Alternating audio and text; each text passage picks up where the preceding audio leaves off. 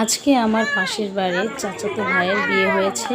ওর বিয়ের বরযাত্রীতে প্রতি বাড়ি থেকে একজন দাওয়াত করেছিল, তো সেখানে আমার বাবা গিয়েছিলেন বরযাত্রীতে।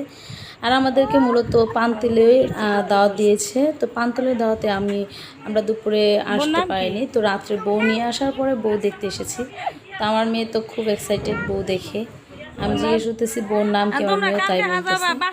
তো দেখুন গ্রামে বউ দেখতে আসলে কীরকম হয়। আর এই হচ্ছে বউর বাসর ঘর।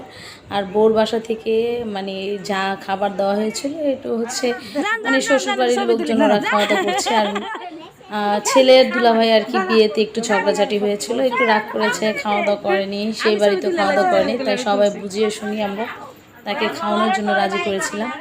এখন বউকে তার কাপড় চোপড় চেঞ্জ করাবো, যেহেতু অনেক গরম, বর্তমানেও মানে 42 ডিগ্রি আছে গরম। আর এই ঘরে তো টেকাই যাচ্ছিল না, আমরা সবাই অস্থির হয়ে যাচ্ছিলাম গরমে।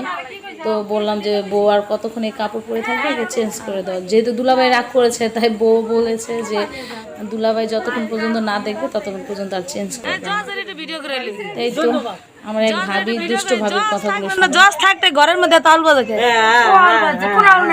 একটু লেকচার আর বড় জনে হ্যার বউর সাথে বাসর করবে, বউ নইয়া বউর লাগে বাসর করবে, শেষ।